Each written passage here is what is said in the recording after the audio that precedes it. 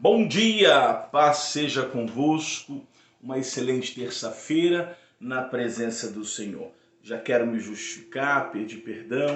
Ontem o pastor acabou não postando o 8º dia dessa nosso propósito de jejum. Eu meditei, eu orei, mas eu tive 2 reuniões e acabei não me atentando a esse momento. Mas quero entrar aqui acerca de um pouquinho do que falava ontem, era a continuidade da importância do tempo, do Cronos e do Kairos. A palavra de ontem seria Eclesiastes capítulo 3, versículo 1 em diante, onde diz a importância do tempo. E que nós precisamos que Deus invada o nosso Kairos, ou seja, que o Deus Todo-Poderoso invada o nosso Cronos, o nosso tempo natural, ou seja, o Kairos entrando no natural para virar sobrenatural. Então eu quero aqui dizer que o tempo ele é muito importante para cada um de nós. Que você prepare isso, amém? Mas vamos lá. Hoje é o nosso 9º dia desse grande propósito. Eu tenho certeza que vamos ter dias extraordinários chegando pela frente. E também sei que a luta está grande. Deus está movimentando grandes coisas no nosso meio. Na sua família, no altar, na liderança, na membresia, na vida de pessoas que nós estamos orando para receberem a Cristo como Salvador. Eu tenho certeza disso. E por isso que nesse 9º dia nós vamos falar do grande resultado do primeiro pilar, preparando para o 10º dia que vamos entrar no primeiro pilar, a oração. Mas hoje eu quero me atentar aqui ao resultado da minha oração. Garantia essa que a partir do que nós vamos falar em diante, eu estou com uma colinha aqui, porque o pastor não enxerga muito bem, mas Efésios capítulo 6, verso 12, diz que, porque a nossa luta não é contra o quê? Contra o sangue, contra a carne, mas sim contra os principados e potestades.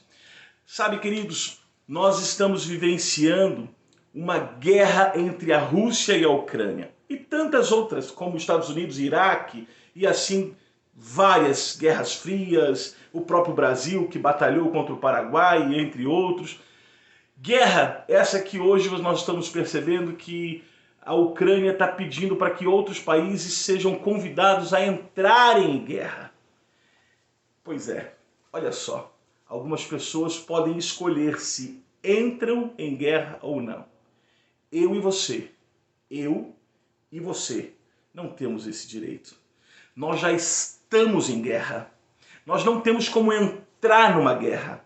A guerra civil, a guerra ideológica, a guerra familiar, essa talvez você consiga evitar e dizer se sim ou não. Mas a guerra espiritual, nós já nascemos dela. Desde quando a serpente ali influenciou tudo aquilo, nós entendemos, né, que a serpente feriu o calcanhar, mas na cruz do Calvário, Jesus pisou e detonou todos os processos. Mas existe uma coisa que eu e você precisamos entender.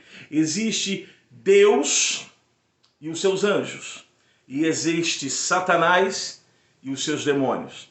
E essa luta é travada constantemente. E nós estamos no meio de uma guerra. Isso, nós não estamos fora dessa guerra. Nós estamos no meio dessa guerra. A guerra não é contra eu e você, contra você e a sua família, contra o seu vizinho. É uma guerra espiritual. E nós precisamos entender que no meio dessa guerra, todos os tempos, muitas vezes uns colocam que é política, que outros colocam que é de outra maneira, mas não é.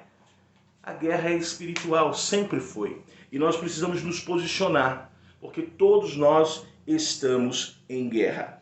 Todos nós vamos participar daquilo que somos chamados pela nossa convocação. Por isso que o fruto e o resultado da nossa oração, eu tenho colocado diante desse pilar, que desses 4 pilares, amanhã nós vamos falar da oração. Nós precisamos nos colocar diante da obediência de Deus. Porque aquele que diz que não está em guerra, ele é desobediente. E aí me veio aquela passagem quando Samuel, ele aborda, se eu não me engano, 1 Samuel capítulo 15, verso 20 em diante, que ele aborda o então Saul, que se arrepende por estar ali fora dos princípios de Deus. Então ele aborda ao rei naquele momento. Deixa eu até pegar uma colinha aqui que eu coloquei aqui. Olha só, versículo 23. Pois a rebeldia é como o pecado, feitiçaria e arrogância como o mal da idolatria. Assim como você rejeitou a palavra do Senhor, ele rejeitou você como rei. Você já imaginou nós rejeitando a palavra de Deus, os seus princípios, e o próprio Deus olhar para nós e falar: eu te rejeito como pai, eu te rejeito como isso, eu te rejeito como aquilo. E as suas orações não têm passado do teto e você tem vivido dias difíceis. Aí a Bíblia continua falando no versículo 24: pequei, disse Saul. Olha o reconhecimento de Saul. Pequei, violei a ordem do Senhor e as instruções que ele me deu. Tive medo dos soldados e então eu agora estou lhe atendendo. Mas aí Samuel contudo responde e disse: eu não voltarei com você.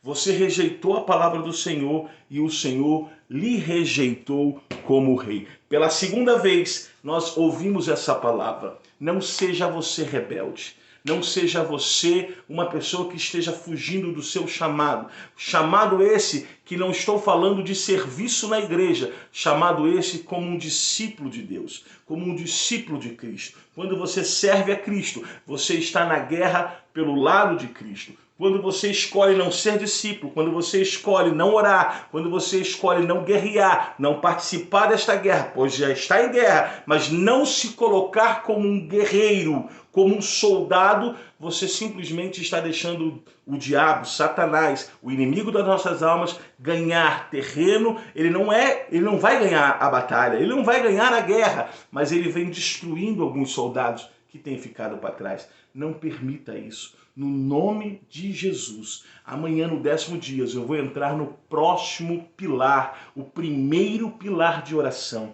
Nós vamos falar por que você precisa dobrar o seu joelho, por que você precisa vir no culto de oração, por que você precisa orar junto com a sua esposa, por que você precisa orar junto com seus filhos, por que você precisa orar no seu trabalho, por que você deve orar pelo seu pastor.